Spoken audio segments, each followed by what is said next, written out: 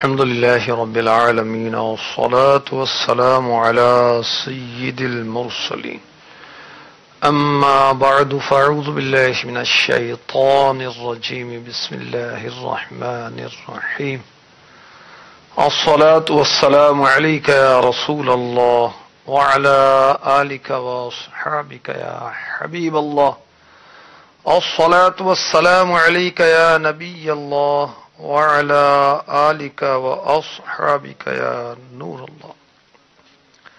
فرمان مصطفیٰ صلی اللہ تعالی علیہ وسلم، جس نے مجھ پر ایک بار درود پاک پڑھا اللہ عز و جل اس پر 10 رحمتیں نازل فرماتا ہے، اور جو مجھ پر 10 مرتبہ درود پاک پڑھے اللہ عز و جل اس پر 100 رحمتیں نازل فرماتا ہے، اور جو مجھ پر 100 مرتبہ درود پاک پڑھے اللہ عز و جل اس کی دونوں آنکھوں کے درمیان لکھ دیتا ہے کہ یہ نفاق یعنی منافقت اور جہنم کی آگ سے آزاد ہے، اور اسے بروز قیامت شہداء کے ساتھ رکھے گا۔ صلو علی الحبیب صلی اللہ تعالی علی محمد۔ آقا علیہ الصلوۃ والسلام پر درود و سلام پڑھیں گے تو انشاءاللہ بروز قیامت رہائی کا پروانہ عطا ہوگا۔ ماہ رضا جاری و ساری ہے، سنیے اعلی حضرت اپنی تمنا کا اظہار کس طرح کر رہے ہیں۔ تمنا ہے فرمائیے روز محشر، تمنا ہے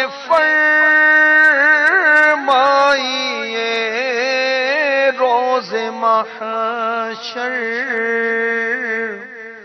یہ تیری رہائی کی چٹھی ملی ہے، یہ تیری رہائی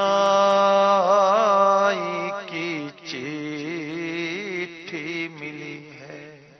صلو علی الحبیب صلی اللہ تعالی علی محمد وعلی آلہ وصحبہ وبارک وسلم۔ جنت و دوزخ کا سلسلہ ہے، اور آج مدنی منوں کا خوف جہنم، اس تعلق سے ہم کچھ سنیں گے۔ تفسیر البیان میں حضرت سیدنا اسماعیل حقی رحمۃ اللہ تعالی علیہ لکھتے ہیں کہ حضرت سیدنا مالک بن دینار رحمۃ اللہ تعالی علیہ، جو بہت بڑے ولی اللہ ہیں، فرماتے ہیں کہ ایک دن میں ایک ایسے بچے کے پاس سے گزرا جو مٹی میں کھیل رہا تھا، کبھی ہنستا کبھی روتا۔ میں نے چاہا کہ اس بچے کو سلام کروں، لیکن میرے نفس نے مجھے روکا کہ تیرے لیے اس چھوٹے بچے کو سلام کرنا درست نہیں ہے۔ آپ فرماتے ہیں کہ میں نے اپنے نفس کو مخاطب کر کے کہا، تجھے معلوم نہیں حضور صلی اللہ علیہ وسلم چھوٹے بڑے سب کو سلام فرمایا کرتے تھے؟ تو میں نے بچے کو سلام کیا، بچے نے سلام کا جواب دیا، اور ساتھ ہی کہا اے مالک بن دینار۔ فرماتے میں نے پوچھا آپ نے مجھے کیسے پہچانا؟ آپ سے پہلے تو ملاقات تو نہیں ہوئی کبھی۔ اس بچے نے جواب دیا، اس مدنی منع نے جواب دیا، عالم ملکوت میں میری روح نے آپ کی روح کے ساتھ ملاقات کی تھی، میرا اور آپ کا تعارف اس ذات نے کرایا جس کو کبھی موت نہیں آنی۔ حضرت سیدنا مالک بن دینار رحمۃ اللہ تعالی علیہ نے فرمایا، اے بچے یہ بتا عقل اور نفس میں کیا فرق ہے؟ اس نے کہا نفس وہ ہے جس نے آپ کو سلام کرنے سے روکا تھا، اور عقل وہ ہے جس نے آپ کو سلام کرنے پر ابھارا تھا۔ فرماتے میں نے کہا کہ آپ مٹی میں کیوں کھیلتے ہو؟ اس نے کہا اس لیے کہ ہم مٹی سے پیدا ہوئے ہیں، مٹی میں دفن ہونا ہے۔ فرماتے ہیں کہ میں نے کہا کبھی روتے ہو کبھی ہنستی ہو، اس کی کیا وجہ ہے؟ اس مدنی منع نے کہا جب اللہ تعالی کا عذاب یاد کرتا ہوں تو مجھے رونا آ جاتا ہے، اور جب اللہ تعالی کی رحمت یاد آتی ہے تو میری ہنسی نکل جاتی ہے۔ حضرت سیدنا مالک بن دینار علی رحمت اللہ الغفار فرماتے ہیں کہ میں نے کہا بیٹا آپ کا کون سا گناہ ہے کہ روتے رہتے ہو، آپ مکلف بھی نہیں ہیں۔ بچے نے کہا مالک آپ یہ بات مت کیجئے، میں نے اپنی امی کو آگ جلاتے دیکھا، جب بڑی لکڑیاں نہیں جلتی تو ان کو جلانے کے لیے چھوٹی لکڑیاں لگاتی۔ اللہ اکبر، کیسا مدنی مننا تھا۔ اللہ تبارک و تعالیٰ کی اس پر رحمت اور اس کے صدقے ہماری بے حساب مغفرت ہو، اور ہمیں بھی خوف جہنم نصیب ہو جائے۔ امیر علیہ سنت نے نیکی کی دعوت میں ایک مدنی منع کا واقعہ لکھا ہے، وہ بھی بہت خوف خدا والا اور جہنم سے ڈرنے والا تھا۔ عمر 4 سال، 4 ایئرس، سید زادہ بازار میں رو رہا ہے۔ کسی نے آل رسول کی خدمت کے جذبے سے عرض کی شہزادے کیا بات ہے، کسی چیز کی ضرورت ہے، حکم دیجیے ابھی حاضر کر دیتے ہیں۔ یہ سن کر مدنی منع کے رونے کی آواز اور بھی بلند ہو گئی، اور بھی اونچی ہو گئی۔ کہا چچا جان اللہ تعالی کے غضب اور جہنم کے عذاب کے خوف سے میرا دل بیٹھا جا رہا ہے۔ تو ان صاحب نے شفقت سے عرض کی شہزادے آپ تو بہت چھوٹے ہیں، ابھی سے اتنا خوف کیسا، اطمینان رکھیے بچوں کو عذاب نہیں دیا جائے گا۔ یہ سن کر وہ مدنی منع اور بھی رونے لگے اور فرمانے لگے چچا جان میں نے دیکھا ہے بڑی لکڑیاں سلگانے کے لیے اس کے گرد چھوٹی چھوٹی لکڑیاں اور اس کی چھیلن جو ہے وہ رکھی جاتی ہے، جب یہ چھوٹی لکڑیاں آگ پکڑتی ہیں تو پھر بڑی لکڑیوں کو بھی آگ لگ جاتی ہے۔ میں ڈرتا ہوں ابو جہل اور ابو لہب جیسے بڑے بڑے کافروں کو جہنم میں جلانے کے لیے کہیں مجھے آگ میں نہ ڈال دیا جائے۔ اللہ اکبر، یہ مدنی منع پتا کون تھا؟ یہ مدنی منع اہل بیت اطہار کے آنکھوں کے تارے حضرت سیدنا امام جعفر صادق رضی اللہ تعالی عنہ تھے۔ سبحان اللہ، تیری نسل پاک میں ہے بچہ بچہ نور کا، اعلی حضرت کی کیا بات ہے۔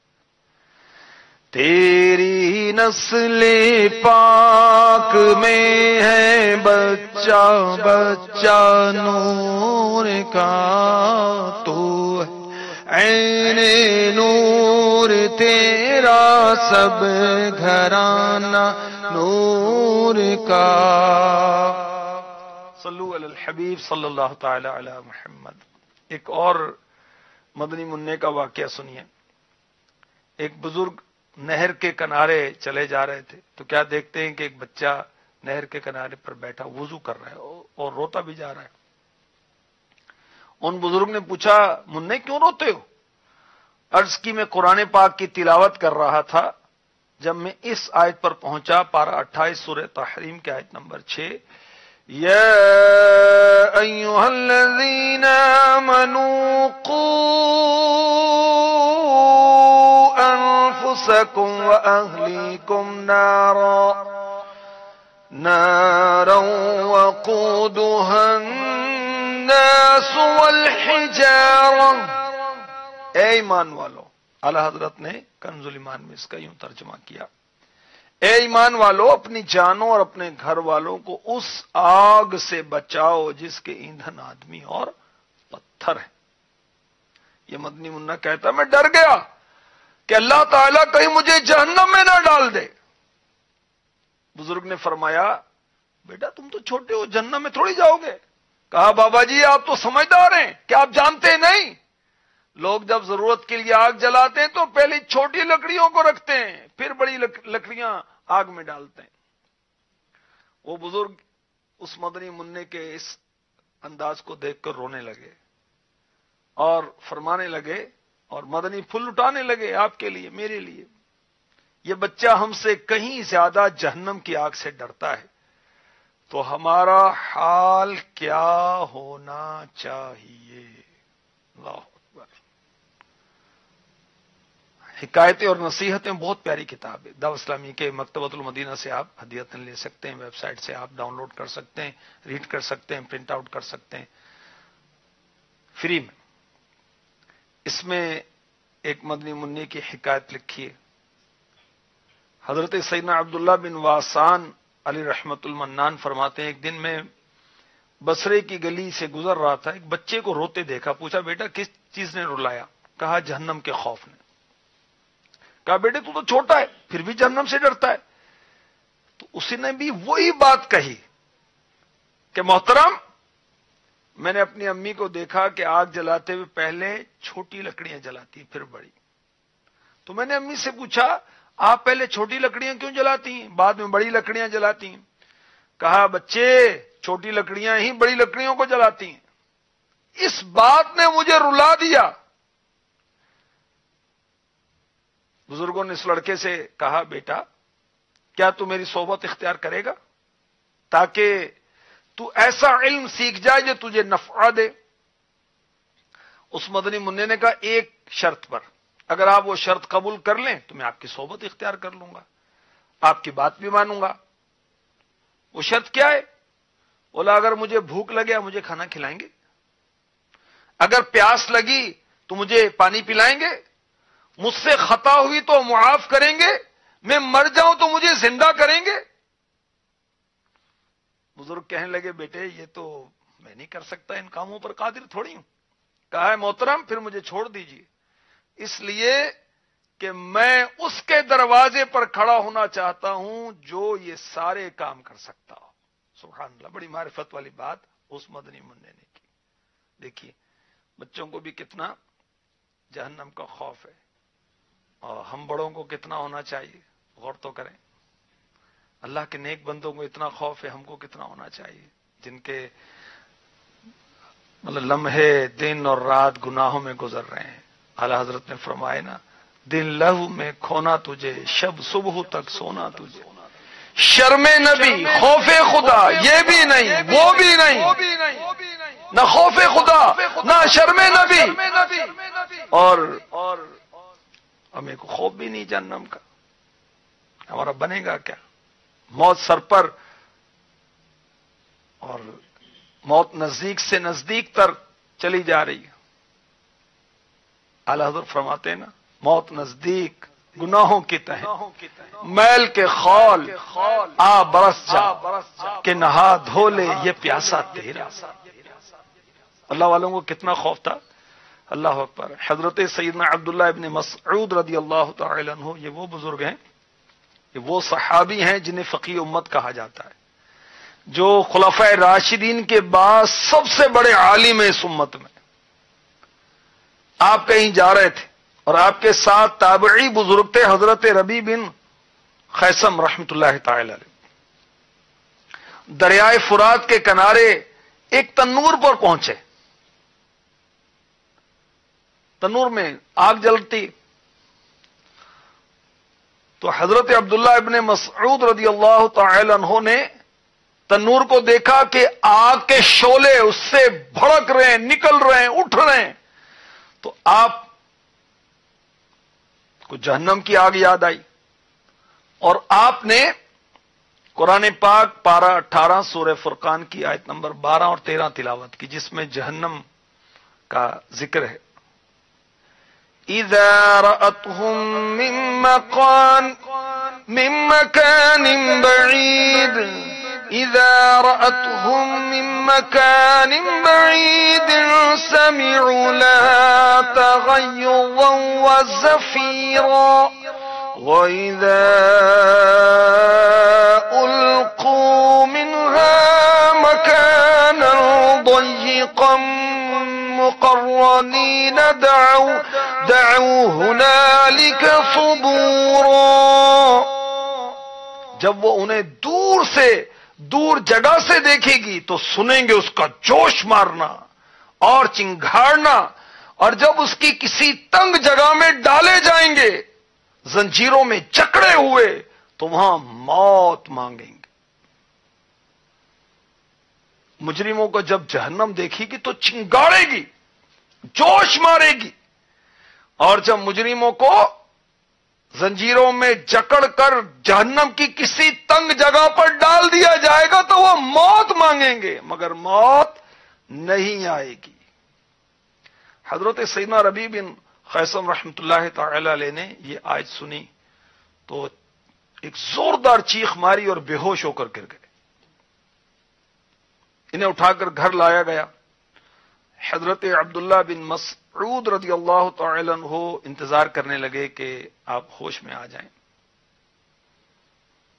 اور کہیں دیر میں جا کر آپ کو ہوش آیا، اور پھر حضرت سیدنا عبداللہ ابن مسعود رضی اللہ تعالی عنہ آپ چھوڑ کر اپنے گھر تشریف لے گئے.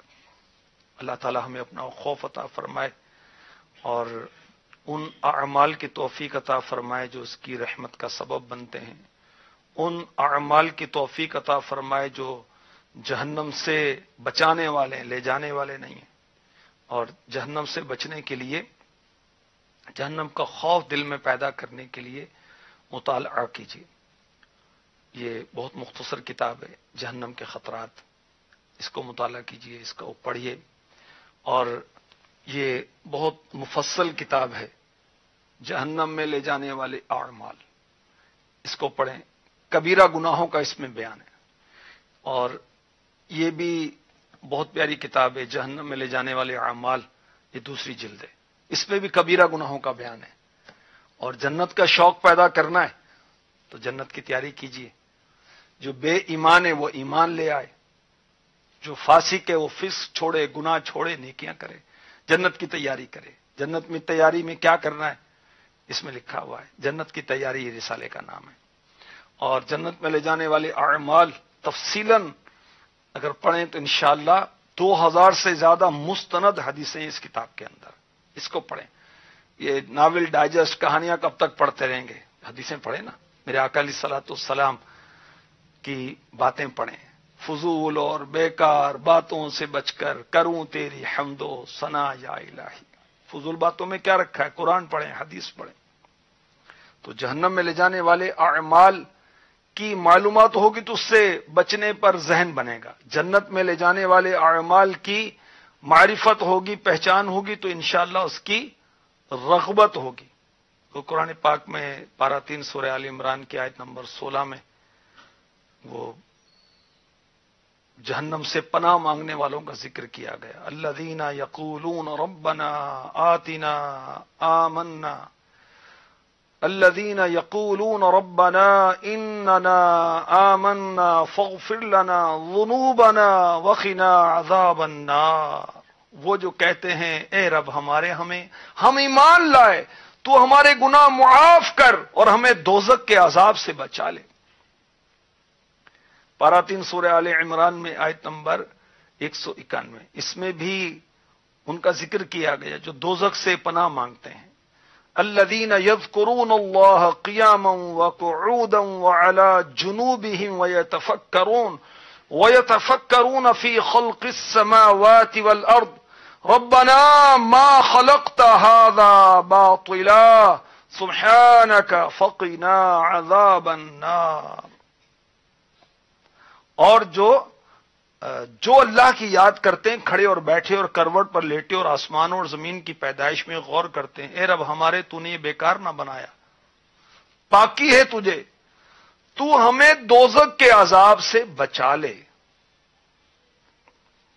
فجر کی نماز کے بعد 3 مرتبہ اللہم اجرنی من النار، 7 مرتبہ کی بھی روایت ہے. یہ پڑھیں تو انشاءاللہ اللہ جہنم سے امان عطا فرمائے گا. اور مغرب میں بعد مغرب 3 مرتبہ یا 7 مرتبہ اللہم اجرنی من النار.